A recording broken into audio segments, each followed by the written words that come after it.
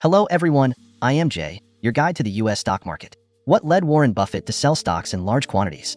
And what prompted him to amass a bond portfolio larger than that of the Federal Reserve? What exactly has the Oracle of Omaha, Warren Buffett, perceived? Is a crisis looming on the horizon? I'm sure many of you have heard about Warren Buffett's recent massive stock sales. After selling his long-held stake in Wells Fargo, Buffett has now sold over half of his Apple holdings. Currently, Buffett's cash and cash equivalents have reached an unprecedented $227 billion. The last time Buffett held such a high proportion of cash was back in 2005, shortly before the largest financial crisis in a century hit the United States. So, has Buffett spotted some hidden danger signals this time as well? Should we follow Buffett's lead and exit early? To answer these questions, I have delved into the specifics of Buffett's stock sales throughout history. In doing so, I have uncovered a surprising pattern that may explain the reasons behind Buffett's current sell-off. Today's video will reveal the truth behind Warren Buffett's stock sales. Looking back at history, Warren Buffett has had two very classic instances of stock sales, one in the early 1970s and the other before the 2008 financial crisis.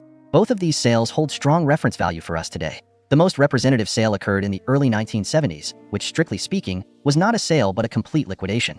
At that time, Buffett unprecedentedly sold all his stocks and almost quit investing altogether. What compelled Buffett to decisively sell off all his stocks back then? To understand this question, we must first grasp the context of the early 1970s. The years from 1970 to 1973 were among the worst performing for the U.S. stock market since World War II. In just these 4 short years, the U.S. stock market experienced 2 major bear markets. The first occurred in 1970 when the United States was deeply embroiled in the Vietnam War and grappling with domestic inflation issues. Under the dual impact of war and inflation, the U.S. economy entered a recession in 1970, leading to a 36% decline in the stock market. Soon after, a dramatic turn of events unfolded as the U.S. stock market underwent a V-shaped reversal, reaching new highs within 2 years. This resurgence gave rise to a group of exceptional stocks known for their large scale and strong fundamentals, considered foolproof investments that included familiar names like McDonald's, IBM, and Walmart, collectively known as the Nifty 50. Investors clamored for these stocks, and the market surged under the influence of the Nifty 50. This story of the Nifty 50 ring a bell for you, dear viewers? Indeed, it bears a striking resemblance to the current dominance of big tech companies. I have previously compared the history of the Nifty 50 to the development of today's tech giants in a separate video. If you're interested, feel free to revisit that content at your leisure. By 1973, the first oil crisis erupted, causing oil prices to quadruple in a short period. Coupled with high inflation due to the decoupling of the US dollar from gold, the situation spiraled out of control. This crisis directly led to a 52% plunge in the US stock market. Looking back, this was one of the most devastating crashes since World War II, second only to the 2008 financial crisis, SO. What was Warren Buffett doing during these tumultuous years? In fact, Buffett did not participate in either of these stock market disasters. By the latter half of 1969, Buffett had already sold off all his stocks and even closed his investment firm, Buffett Partnership, completely exiting the stock market for a period of 4 years.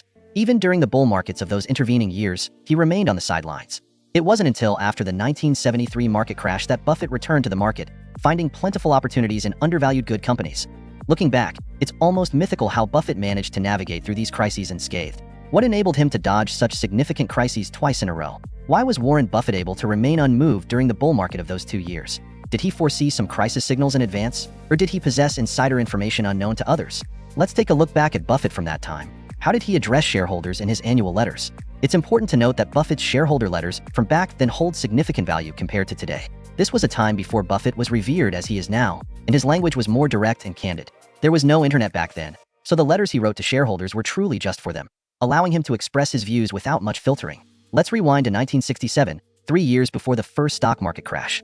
This was when Buffett first expressed concerns about the market in his letter, indicating a need to lower future performance expectations as he believed opportunities were dwindling, fearing he might not be able to provide adequate returns to shareholders in the future. It's said that at that time, Buffett even contemplated abandoning investing altogether to pursue other interests.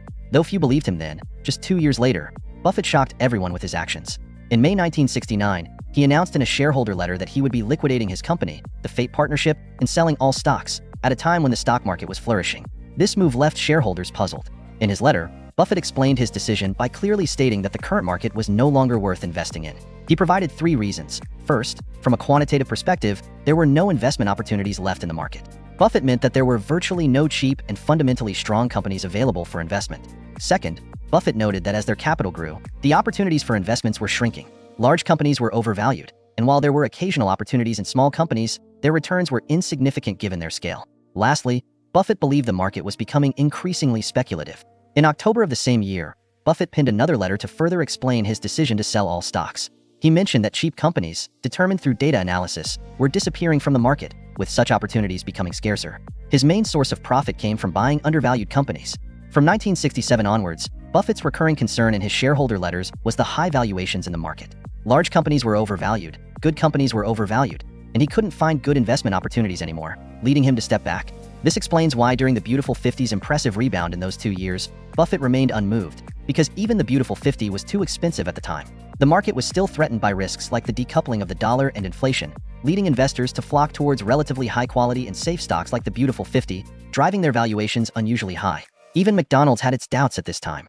Let's take this skepticism and examine the next instance when Buffett massively sold stocks. What were the circumstances then? Warren Buffett's classic selling move occurred before the financial crisis in 2008. Looking back at the chart we've seen before, we can observe that as early as 2005, Buffett had accumulated a significant cash position, similar in proportion to today's. In the years leading up to 2008, Buffett's cash position remained high. In fact, during those years, Buffett underperformed the market due to holding too much cash. However, in hindsight, we realize that Buffett's decision to hold a large amount of cash back then was very wise. It not only allowed him to successfully navigate the 2008 crash, but also gave him the ammunition to buy during the downturn, leading to another legendary move. However, the 2008 crisis was different from the 1970s. While the dollar's decoupling and the oil crisis in the 1970s had significant elements of chance, the 2008 financial crisis was more foreseeable. As a financial expert, did Buffett foresee the signals of the financial crisis in advance? Let's delve into how Buffett himself addressed this in his 2004 shareholder letter. Faced with the increasing cash position, Buffett explained that in recent years, he found it challenging to identify clearly undervalued stocks, making his job exceptionally difficult. Buffett added that if he found good investments where he could deploy a significant amount of capital, he wouldn't hesitate, provided they met 3 conditions: a sustainable business model, good management, and a reasonable price.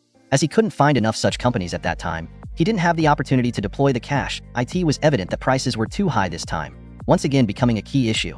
Did macro-level market risks also play a role? Buffett himself acknowledged that such stock sales inevitably led shareholders to speculate about the macroeconomic environment. He explained that regardless of market conditions, he was eager to buy stocks that met their standards.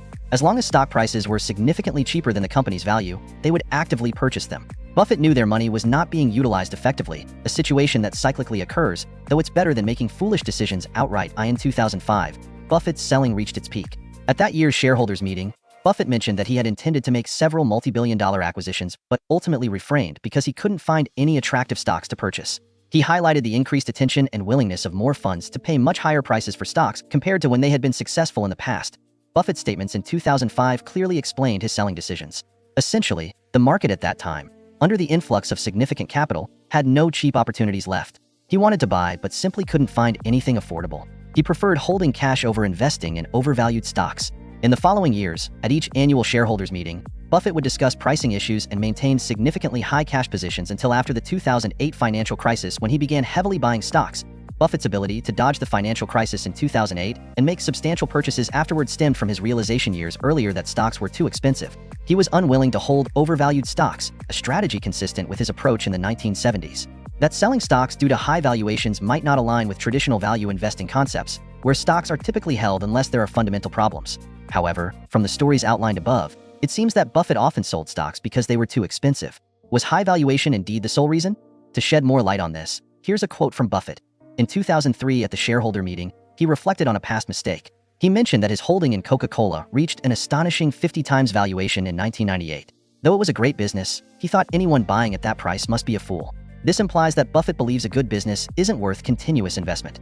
A cheap price is crucial, and any missing piece should prompt selling. In his 2004 shareholder letter, he admitted that not selling his major holdings in 1998 was a huge mistake. These companies had much better fundamentals now, but their prices were much higher back then. He couldn't fathom why he hadn't considered selling those stocks at the time. These stocks Buffett regretted not selling likely included Coca-Cola. In fact, in the recession of the year 2000, Coca-Cola's performance was the worst, with its stock price almost halved at that time. So, you see, looking at Buffett's history of selling stocks and his reflections on selling stocks, it is clear that expensive stocks are the core reason for his stock sales, without exception. At least on the surface, this is how he expresses it. Through my years of in-depth study of Buffett, I am inclined to believe that this is actually the real reason behind his sales. However, behind this reason, there are some deeper thoughts that he did not express. Here, let me bravely share some of my thoughts on this. As the saying goes, high-quality ingredients often only need the simplest cooking methods. This principle also applies to investments. The most sophisticated investment strategies often appear mundane. Ordinary people see the stock god successfully avoiding market peaks, bubbles, and consistently bottoming out. And they always feel that there must be some unknown reasons behind it. But in reality, avoiding expensive stocks is the key to achieving all these seemingly impossible solutions. Think about it, regardless of economic crises, wars, or collapses anywhere, as long as the stocks you buy are cheap enough and of high quality, then you won't fear crises, right? Interestingly, historical patterns show that external crises often come hand in hand with internal fervor. As long as you avoid overvalued stocks, no matter what external crisis occurs or when it arrives, you will naturally be able to steer clear of it and refrain from participating during the hype.